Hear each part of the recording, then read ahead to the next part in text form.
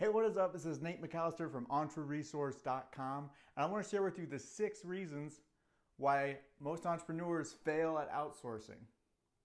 Now, in the description below, there is a link to a download of the mind map of everything I'm about to talk about. I love mind maps. If you do too, click it. There's no opt-in required. Just if you like it, be sure to subscribe, leave a nice comment. But now, let's get into it. Reason number 1 that most entrepreneurs fail at outsourcing. Reason number 1 is a lack of trust. Most entrepreneurs don't trust 3 things. They don't trust the process. They don't trust that their investment's going to work out, right? They think that it's too risky. They don't want to spend a bunch of time and money and effort and then it not work. They don't trust that it's ever going to work, so they don't put in enough effort. They try, but they don't put in enough effort and they don't commit to it long term. They end up just doing it themselves, which is not how you want to do it. Number 2, they don't trust their employees, which is impossible to make work, because if you don't trust your employees, you can't outsource anything.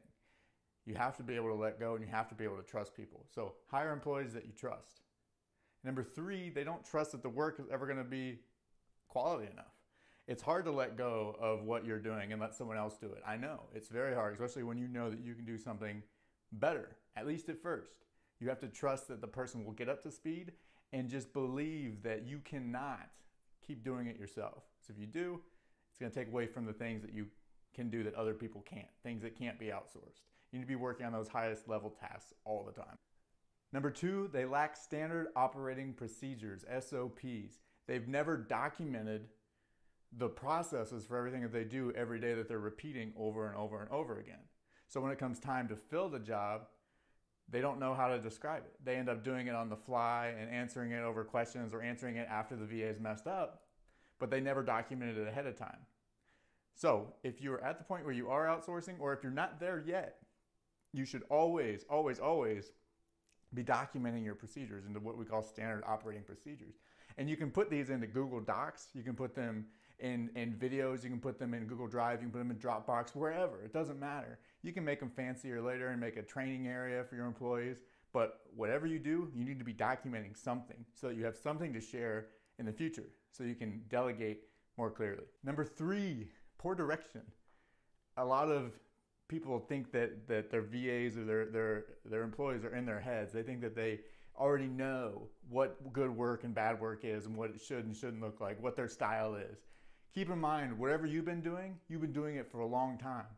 Whoever you're hiring, they don't know your brand. They don't know your style. They don't know you. They don't know how you do things. So don't assume too much. Don't assume that they're all on the same page. Get them to tell you that they're on the same page through their work. Let them ask questions. Be clear when you're documenting your processes and when you're explaining your tasks. Give examples. That is my number 1 tip. I just got my haircut, right? It's a pretty decent haircut, I think. I had no idea what size clippers or any of that stuff that I used, right?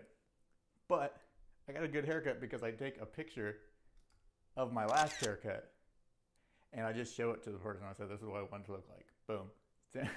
That's my haircut standard operating procedure.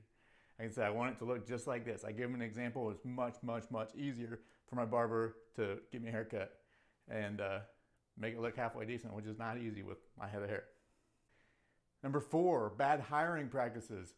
You need to make sure that you're hiring slow and firing fast. Don't hire the first person and commit to them long term. Don't keep someone on just because you've already committed to them as an employee. If someone's not worth it, don't keep them. Also, if someone's not worth it, don't hire them. You need to go through the processes and put in the time it takes to interview people and get the right people in the right positions. What I like to do is give people what I call micro tasks, where instead of hiring, if I'm going to hire somebody for a long-term position, indefinitely, I want them first to show me what they can do. So part of my interview, basically, and I do pay them obviously, is I hire the top 3 or 4 or 5 people for the job, and I give them each a micro task. And I let them kind of compete with each other on the same task sometimes. So I'll say, who could do this same task the best? Whoever does wins the job, best job application there is. Number 5, I love this one. This is the lazy martyr complex or syndrome. Doesn't matter what it's called because I made it up. But this is what happens to entrepreneurs when they want to do everything themselves. They think that doing everything themselves is noble. They think that like, oh, well, I'm the type of person that would, you know, I was like the floor manager who would go, and when things got busy, I'd go up in there and I'd start working with the employees, getting my hands dirty. For you to be as effective as you need to be, you shouldn't be getting your hands dirty with tasks that can be outsourced, right? You shouldn't be doing things just because you can do them in the immediate moment faster, cheaper, or better. You need to sacrifice that up front. When you outsource, you're going to be putting in more work up front than if you just did it yourself.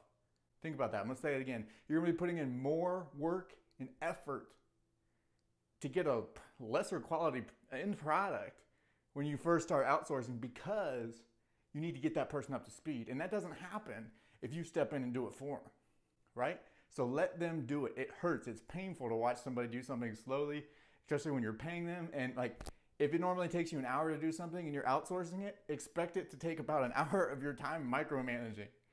And you're going to be paying somebody to do it, and the quality is not going to be as good.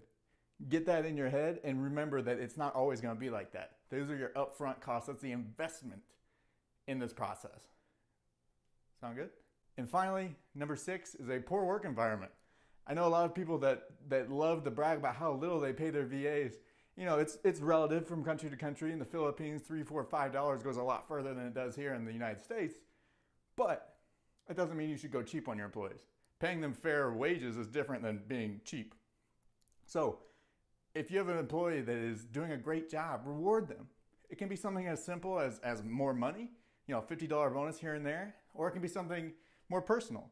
You send them a card, send them a gift, give them a few days off paid or something like that. Let them know that you care about them, and just treat your people right. It doesn't matter if they are in another country or if they are sitting right next to you. Treat everybody equally. Treat everybody the same. Don't be a jerk to your employees, or they won't work for you for very long. Good employees are very, very important. Doesn't matter if they make $3, $4, $5 an hour. Treat them right. Sound good? All right, guys, again, that is the 6 reasons why most entrepreneurs fail at outsourcing. If you liked it, be sure to subscribe. And again, you can download the PDF mind map for free in the description. See you guys.